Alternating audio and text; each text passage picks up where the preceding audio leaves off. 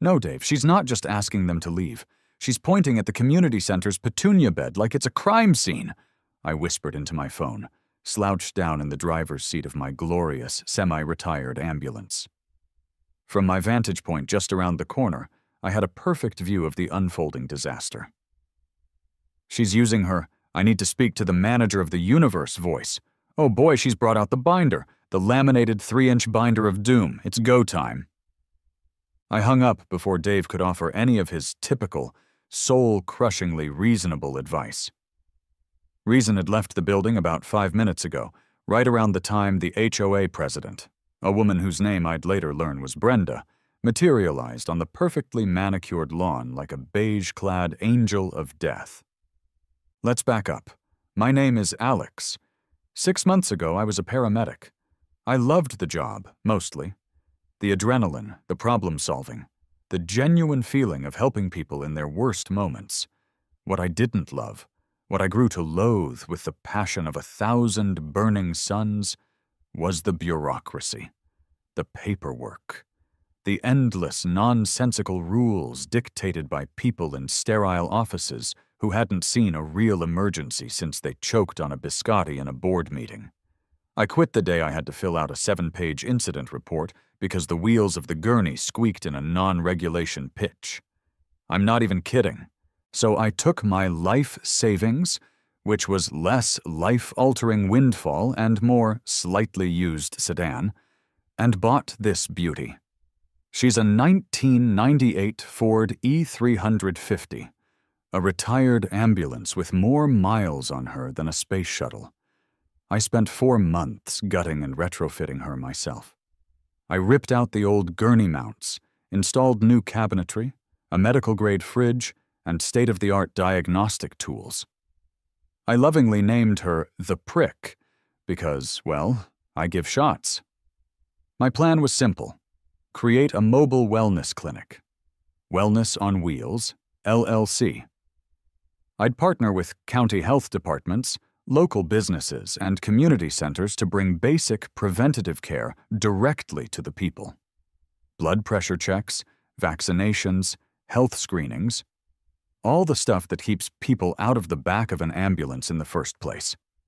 Today's plan was the simplest of all: a free flu shot and COVID booster clinic on the lawn of the Maple Creek Estates Community Center. I'd gotten permission from Gary, the perpetually nervous manager, and had a cooler full of vaccines and a heart full of misplaced optimism. It was a perfect autumn day. The sun was shining, and a small, orderly line of senior citizens was forming. What could possibly go wrong?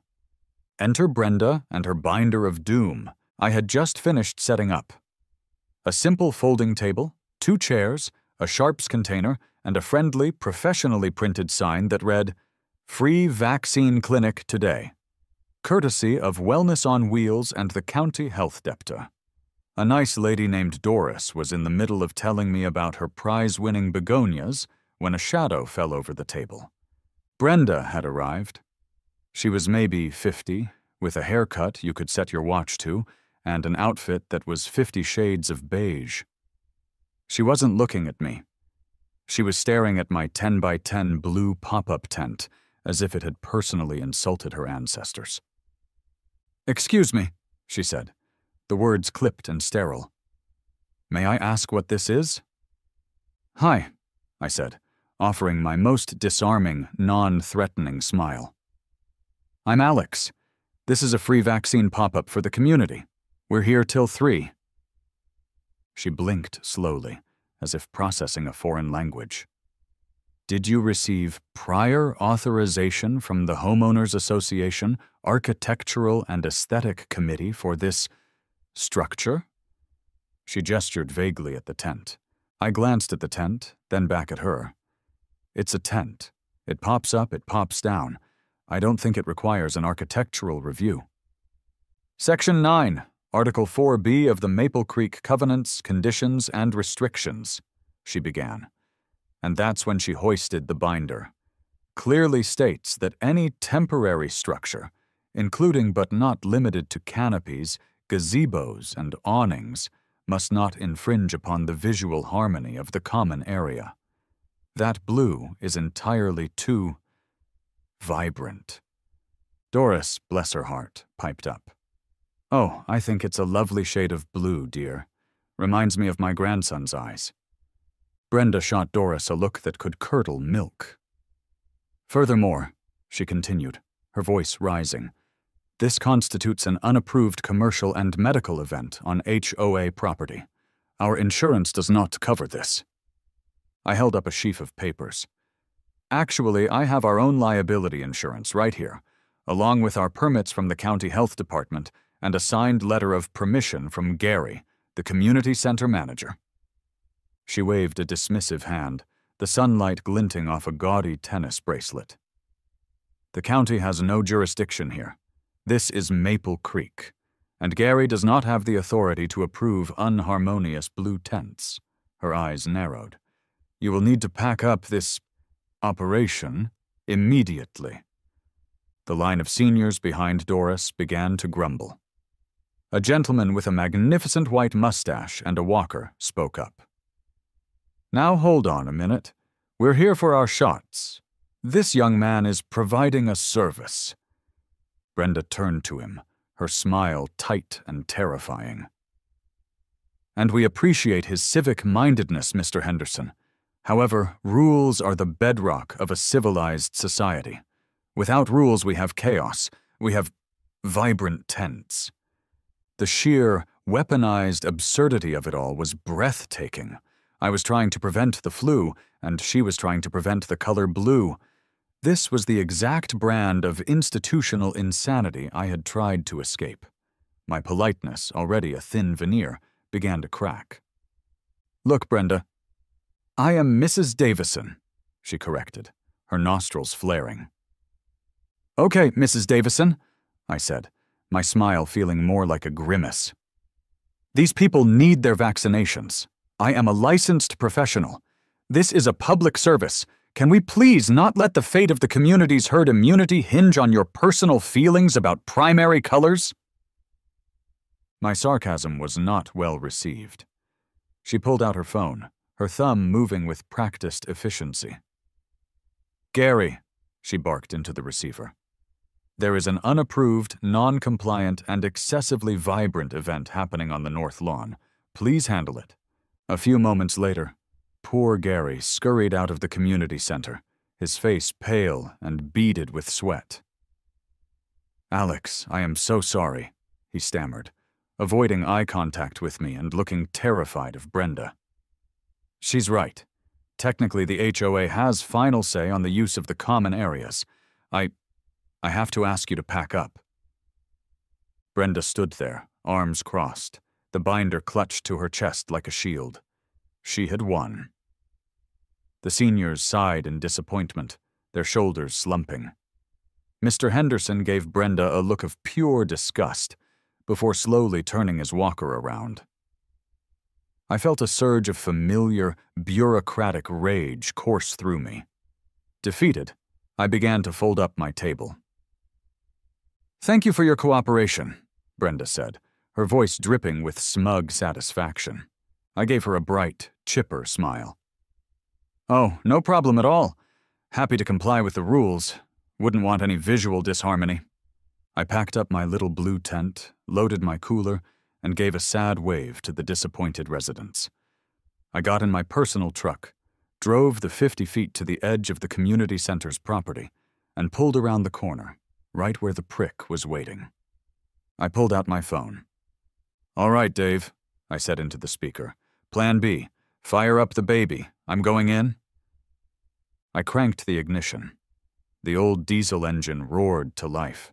I flipped a switch on the dash, and the gentle, alternating blue and white LED lights I'd installed on the light bar began to pulse. I hit another button, and a tinny, synthesized beat filled the cab. Dun dun dun da da dun dun. 3 minutes after my official shutdown, I rolled my 20-foot, 7-ton X-ambulance right up to the public curb in front of the community center lawn. I parked, hit the kill switch on the engine, and let the soft strains of Vanilla Ice's greatest hit wash over the stunned silence of Maple Creek Estates. I hopped out, strode to the side of the truck, and unlatched the large service panel, which flipped up to reveal a fully stocked stainless steel and utterly professional mobile clinic. I grabbed my clipboard from the passenger seat and turned to the stunned crowd of seniors who were now staring with a mixture of confusion and dawning delight. "All right, folks," I announced, my voice echoing slightly in the quiet suburban air. "The Beige-Free Medical Express is now open for business. Who's first?" Across the lawn, Brenda's face, once a mask of smug victory, had transformed into a glorious tapestry of apoplectic rage. Her mouth was opening and closing like a fish, but no sound was coming out. It was, without a doubt, the most beautiful thing I had ever seen. The effect was instantaneous. The dejected line of seniors did an immediate about-face. Mr. Henderson, moving with a speed I wouldn't have thought his walker could handle, was at the front of the new queue before Brenda could even find her voice. "I like this fella's style," he boomed, giving me a hearty slap on the back. Brenda, having rebooted her central processing unit, finally regained the power of speech. You can't do that," she shrieked, marching toward the curb, her beige sneakers sinking slightly into the perfectly aerated lawn she was sworn to protect. "Can't do what?" I asked innocently, swabbing Mr. Henderson's arm with an alcohol wipe. "I'm parked on a public street. Department of Transportation has jurisdiction here, not the Maple Creek Aesthetic Committee. Pretty sure they don't have a regulation on vehicle-based awesomeness." Her face was turning a fascinating shade of plum, a color I was certain was not on the HOA-approved palette. She was already dialing her phone again. "I am calling the police. You are running an unlicensed medical facility out of a jalopy." "She's a classic, not a jalopy," I said, patting the prick's fender fondly. "And I'm fully licensed. You can check." 20 minutes and 4 flu shots later, a squad car rolled silently to the curb behind my ambulance. 2 officers got out. The first was older, with a graying mustache and a weary look in his eyes that suggested he'd seen every possible flavor of suburban nonsense. This was Officer Miller. His partner was younger, sharper, and had a glint of amusement in his eyes that he was trying, and failing, to hide. "Officer Rodriguez." Brenda descended upon them like a hawk on a field mouse. "Officers, thank goodness you're here. This man," she pointed a trembling finger at me, "is operating a rogue medical van. It's a commercial vehicle. He's creating a public nuisance with his music, and he's a menace to this community." Officer Miller sighed, a deep, profound sound that seemed to carry the weight of 1,000 HOA disputes. He ambled over to me. "Sir, can I see your license and registration, please? And any permits you have for this?" I handed him my entire folder. "Alex Kramer. That's my paramedic license, my business license for Wellness on Wheels, LLC, my agreement with the county health department, and the vehicle registration. Parked legally, fully insured." Miller spent a few minutes looking everything over, his expression unchanging. Rodriguez, meanwhile, was inspecting the prick with genuine interest. "You retrofit this yourself?" he asked, peering into the open service bay. "Nice setup, very clean." "Thanks," I said. "It's my pride and joy." Miller handed the folder back to me. He then turned to Brenda, his voice flat and devoid of emotion. "Ma'am, with all due respect, he's parked legally. His paperwork is in order, and his music," he paused, glancing at my van, while questionable, "is below the legal decibel limit for daytime hours. There's nothing I can do unless he starts, I don't know, performing surgery on the sidewalk." Brenda's jaw worked silently. She was sputtering. But the rules!" "He's not on HOA property, ma'am. He's on a city street. These are the city's rules." Miller tipped his hat to me. Have a good day, sir. Try to keep the vanilla ice to a minimum. He and Rodriguez got back in their car and drove off, leaving Brenda standing on the curb, utterly defeated. For now. The next day, the war went cold. A crisp white envelope was taped to my front door, bearing the imperious logo of the Maple Creek Estates Homeowners Association. Inside was a letter, printed on thick, creamy cardstock that probably cost more than the vaccine I'd given Mr. Henderson. It was a formal notice of violation, a $100 fine for parking a commercial vehicle in a residential viewshed for more than 4 consecutive hours. She'd found a new angle.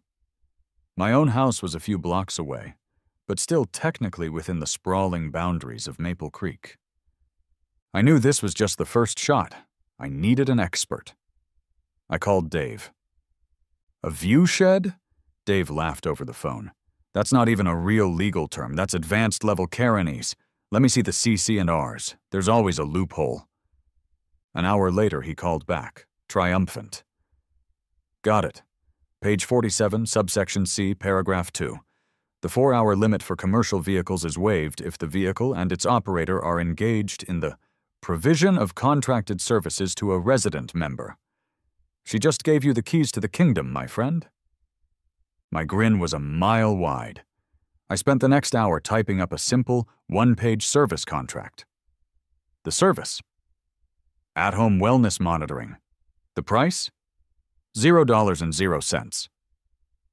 That afternoon, I didn't just park the prick on the street. I went door to door to every friendly face I had seen at the clinic. Hi, Doris. I'm legally obligated to harass you with free health care.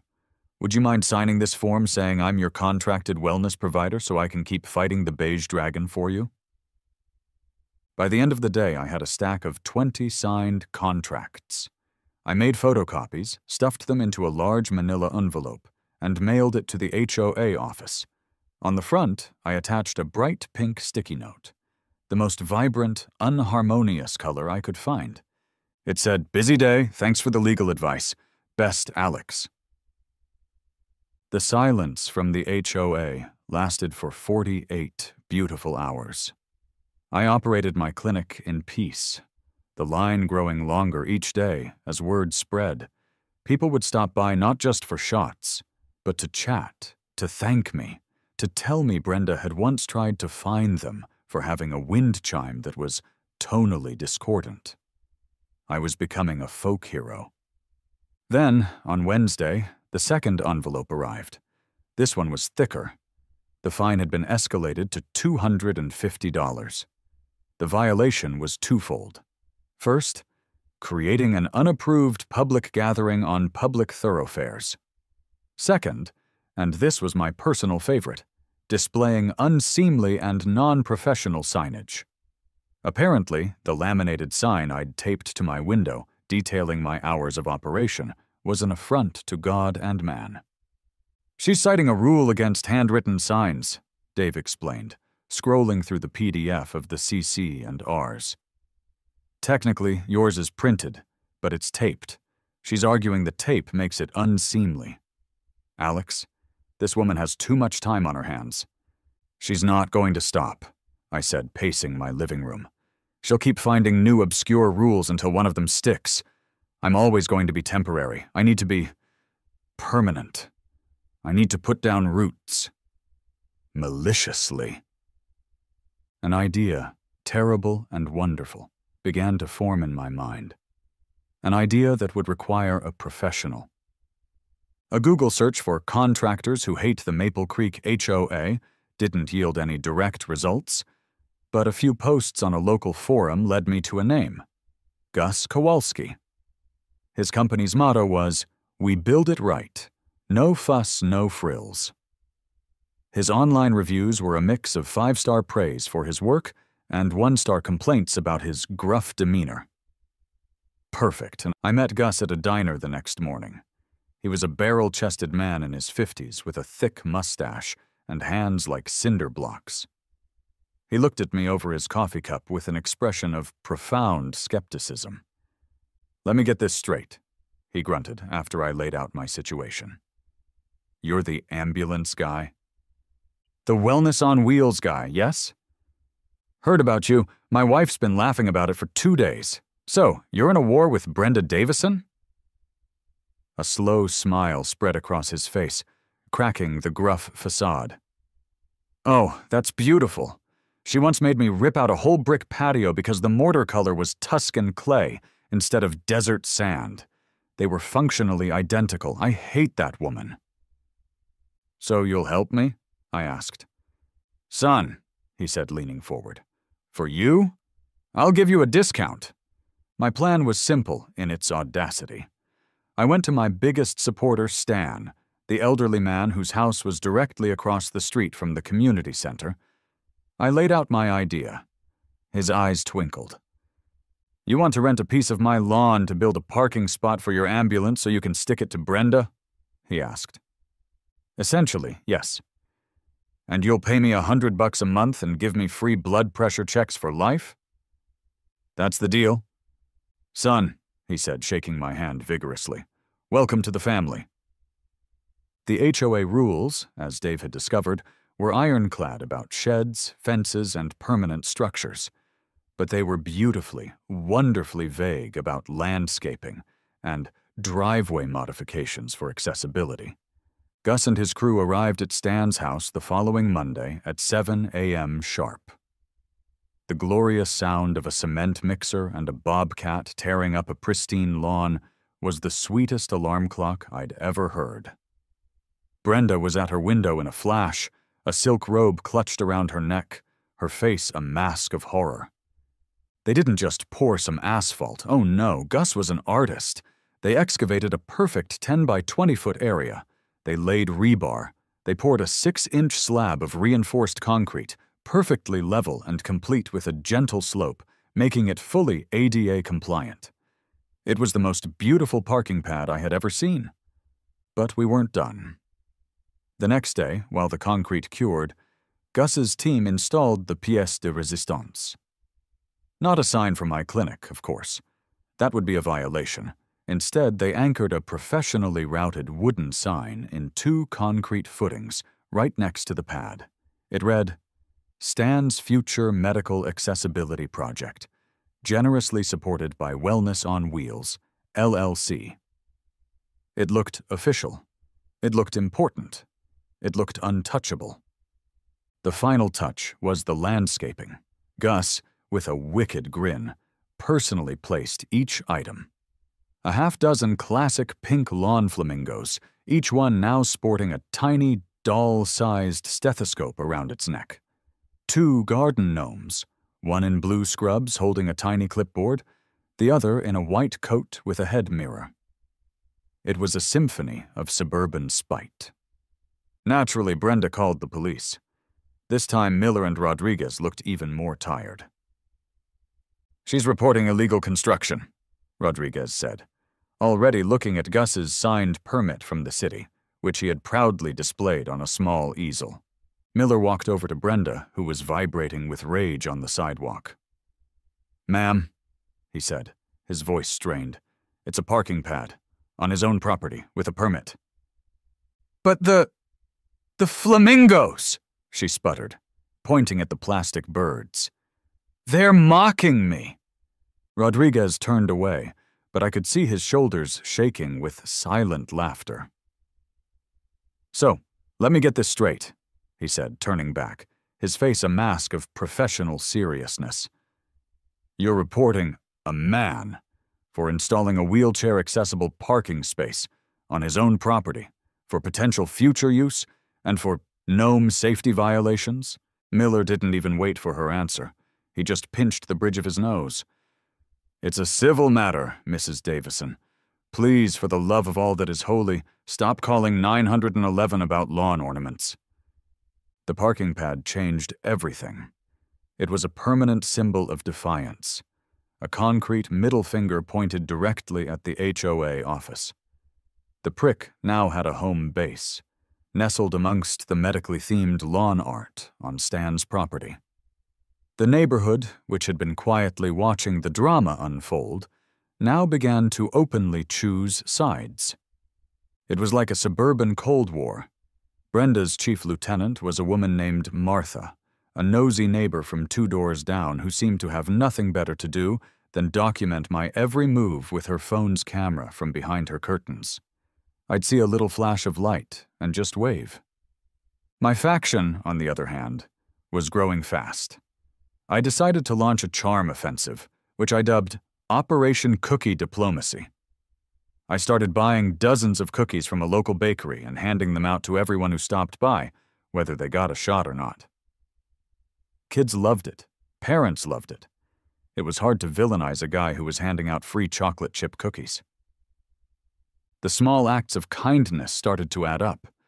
I helped Doris, my very first supporter, figure out why her tablet wouldn't connect to her Wi-Fi. I spent an afternoon helping Mrs. Gable's son with his 5th-grade science project on the circulatory system, using my anatomical dummy to demonstrate how the heart works.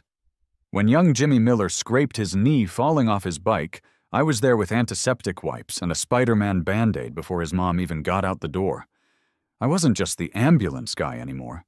I was becoming Alex, the neighborhood's unofficial medic and all-around helpful guy. The real tipping point, the moment the tide turned irrevocably in my favor, came from Brenda herself. In a stunning act of self-sabotage, she overplayed her hand. She drafted a long, rambling email and sent it to the entire Maple Creek Estates HOA mailing list. The subject line was, "Urgent community alert regarding unsanctioned roadside operations." The email was a masterpiece of passive-aggressive prose. She referred to me only as the individual and to the prick as the aforementioned vehicle.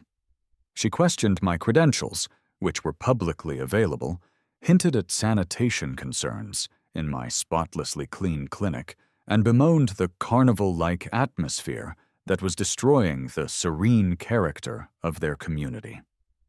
To cap it all off, she attached several grainy, zoomed-in photos she had taken from her window, including a particularly menacing shot of one of the gnomes. She hit send, presumably sitting back with a smug sense of accomplishment. What she failed to account for was the Reply All button. The first reply came less than 5 minutes later. It was from Stan. Subject, Urgent community alert. Brenda, for your information, that roadside operation you're so concerned about diagnosed my high blood pressure last week. My doctor said catching it when Alex did may well have saved me from having a stroke. He's a credit to this community. Also, my gnomes have never looked more professional. Please remove me from this fear-mongering email chain. Sincerely, Stanislav Kowalski. The dam had broken. A flood of replies followed. From Karen Gable. k.gable@email.com. Alex gave my toddler his flu shot without a single tear. I don't care if his van is beige or bright pink, he's a lifesaver. Brenda, did you ever stop to think that maybe he's providing a service that people here actually need? From Tom Miller, bigtuna@email.com. That individual is the guy who put a Band-Aid on my kid's knee yesterday and didn't make him feel like a baby for crying. Maybe you should be more concerned with the speeding on Maple Lane than with a guy handing out free cookies. The replies kept coming, a digital tidal wave of support. Brenda's attempt to isolate me had backfired spectacularly, revealing just how isolated she was. I knew I had to capitalize on the momentum. That weekend, with Stan's enthusiastic blessing, I threw a community health BBQ. I bought 100 hot dogs and 100 burgers, cases of soda, and 3 giant bags of charcoal. I put up a sign: free food, free blood pressure checks, free from HOA scrutiny, for now. The entire neighborhood turned out. The sound of laughter and kids playing filled the air. I manned the grill with Stan while Dave took blood pressures. People came up to me, shaking my hand, sharing their own stories of run-ins with Brenda. Mrs. Gable brought a lemon meringue pie that was a work of art. It wasn't just a BBQ, it was a revolution. A quiet, polite, suburban revolution with hot dogs. From across the street, I could see a curtain twitch in Brenda's front window. She was watching her perfectly manicured kingdom celebrate the very man she was trying to cast out. For the first time, I didn't feel anger towards her. I just felt a little bit of pity. She had built her castle of rules and regulations, and now she was completely alone in it. My pity party for Brenda was short-lived. A cornered animal is a dangerous animal, and a cornered HOA president is a creature of unimaginable bureaucratic fury. Having lost the war for public opinion, she fell back on the one thing she still controlled: procedure. 2 days after the BBQ, a new notice was posted on the community bulletin board. It was printed on ominous gray paper. An emergency HOA board meeting was being called for the following Tuesday. The agenda had 2 items. Item 1, to vote on a proposed amendment to the CC and Rs, Article 12, Section 8, to explicitly prohibit the operation of any mobile medical, dental, or veterinary services within the boundaries of Maple Creek Estates, public thoroughfares included.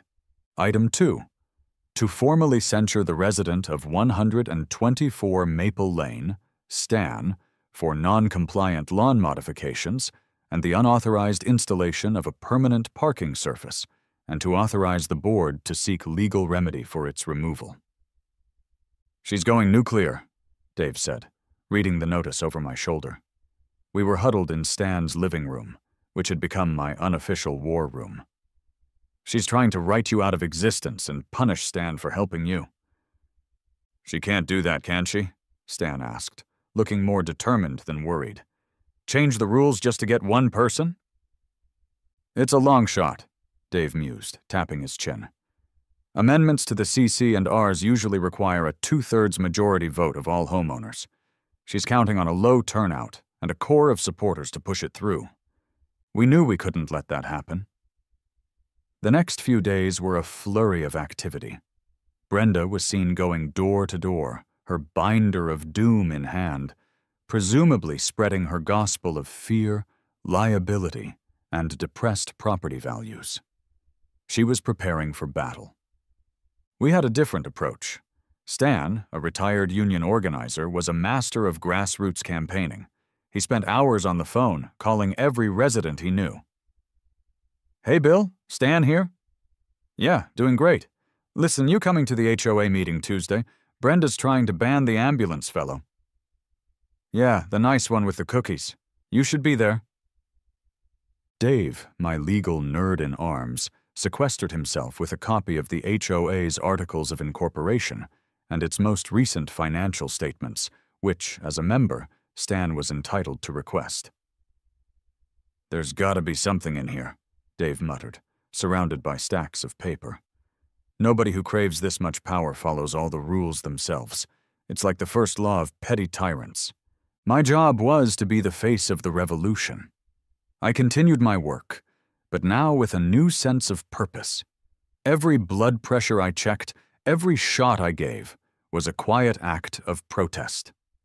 I talked to people, listened to their concerns, and simply asked them to show up on Tuesday.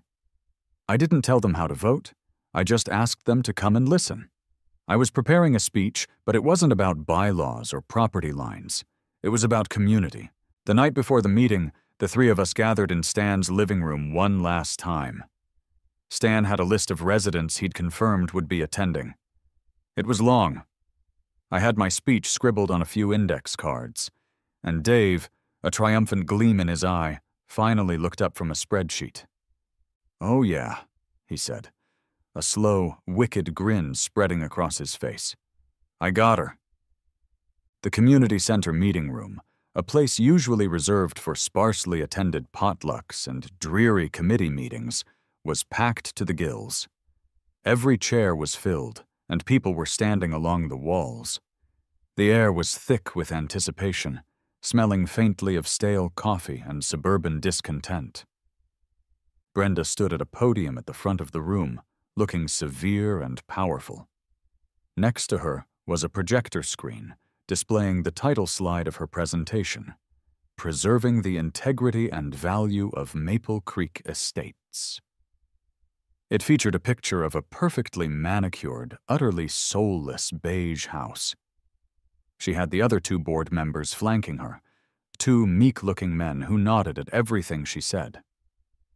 Stan, Dave, and I took seats in the front row. It felt less like an HOA meeting and more like a courtroom drama. Brenda began her presentation. It was exactly what you'd expect. A dry, monotonous drone of bylaws and jargon. She showed charts with vaguely threatening downward arrows labeled Potential Property Value Impact. She displayed her grainy photos of the prick as if they were evidence in a murder trial. "This vehicle," she said, her voice dripping with disdain, "represents a fundamental threat to the aesthetic uniformity that we, as a community, have worked so hard to maintain. It brings a transient element, creates traffic, and opens us up to untold liabilities." She clicked to a slide showing one of the stethoscoped flamingos. "It invites ridicule. It turns our beautiful neighborhood into a sideshow." She went on for 20 minutes, her voice never wavering. When she finished, she looked out at the crowd, expecting, I think, a round of applause. Instead, she was met with a heavy silence. "Thank you, Brenda," Stan said, his voice calm and clear from his seat. "The floor is now open for discussion. Alex, would you like to speak?" All eyes turned to me. I walked to the front of the room, but stood to the side of the podium. I didn't want to hide behind it. I looked out at the faces in the crowd. I saw Doris, Mrs. Gable, Tom Miller and his son Jimmy, and dozens of others I'd gotten to know over the past few weeks.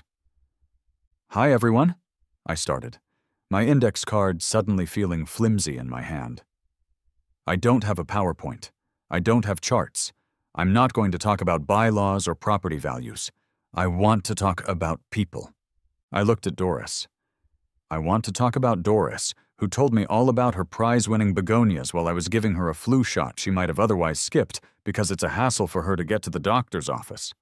I looked at Mrs. Gable. I want to talk about Mrs. Gable, who brought me the best lemon meringue pie I've ever had after I gave her son his vaccinations, and who told me she feels safer knowing there's someone with medical training right around the corner. I pointed toward the back. I want to talk about Tom's son, Jimmy, who knows that getting a scrape on his knee isn't so scary because a friendly face is nearby with a cool Band-Aid and a bad joke. My voice grew stronger, more confident. Brenda is right about one thing. This isn't just about my van. It's about what kind of community we want to be. Is Maple Creek a place defined by the color of our houses and the uniformity of our lawns? Or is it a place defined by how we look out for each other? Is it a collection of houses, or is it a neighborhood? I don't think an ambulance parked on the street threatens our property values. I think a community that values beige paint more than a neighbor's health is a community that's already lost its value. That's all I have to say. It's your call. A wave of applause, soft at first, then growing louder, filled the room. Brenda's face was unreadable. She banged her gavel. "Order, we will now vote on the amendment." "Point of order." Dave's voice cut through the room. He stood up, holding a thin file folder.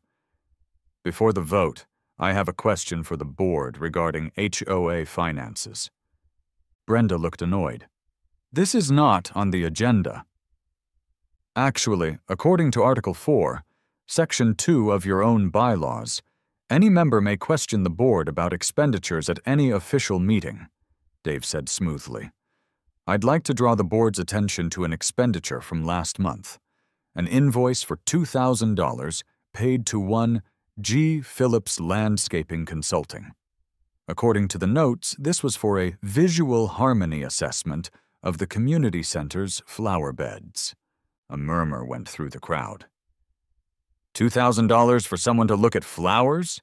Dave continued, his voice calm and deliberate.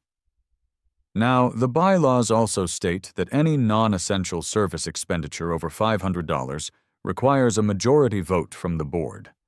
I have the minutes from the last 3 board meetings right here. There was no such vote. So my question is, who is G. Phillips, and why was he paid $2,000 of our money without board approval? Brenda was pale as a ghost.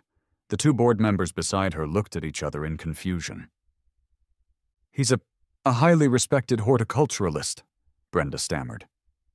Is he also Gary Phillips, your brother-in-law? Dave asked, letting the question hang in the silent room. The collective gasp was audible. Brenda had been caught. She had used their money to pay her relative for a bogus job, all while breaking the very rules she held so sacred. The foundation of her power, her unimpeachable devotion to the holy binder, had crumbled to dust. What happened next was a blur. The vote on Brenda's amendment to ban me failed in a spectacular, near-unanimous fashion. Before she could even process the defeat, Tom Miller stood up and made a motion for a vote of no confidence in Brenda as HOA president. It was seconded by about 30 people at once. The vote was a landslide. Brenda Davison was ousted. In the chaos that followed, Mr. Henderson made another motion. I nominate Stan Kowalski as the interim HOA president. It passed with a roar of approval. Brenda didn't say another word. She just gathered her binder and her belongings and swept out of the room, her reign of beige officially over. Stan's first act as president was to call for a motion to officially recognize my parking pad as a designated community wellness point. His second was to declare the Flamingo Gnome installation a celebrated community art project to be preserved indefinitely. Both passed unanimously. Weeks later, the autumn air is crisp and cool. I'm parked in my spot on Stan's pad, the prick humming contentedly. There's a small, orderly line of residents, my friends and neighbors, waiting for flu shots, blood pressure checks, or just to say hello. Stan, now wearing his presidential mantle with a comfortable ease, is mediating a minor dispute about recycling bin placement, but he's doing it with a smile and a sense of humor. Gus, my co-conspirator, is here today, sitting on the edge of the pad while I take his blood pressure. You know, he says, watching the line of people, for a guy who causes so much trouble, you do some good. I grin, letting the air out of the cuff. What can I say? I'm a professional troublemaker with a side hustle in healthcare. Now roll up that other sleeve. You've been eating too much red meat, Gus. I can feel it from here. He just grunts and shakes his head, but he's smiling. I look at this incredible, quirky, and now deeply interconnected community that I'd accidentally helped bring together, all because of a feud over a blue tent. A soft, tinny beat starts to play from the prick's external speaker as the next patient, a young mom with her giggling toddler, steps up. Dun dun dun da da dun dun. Yeah? I thought to myself. This was a much better gig than filling out paperwork.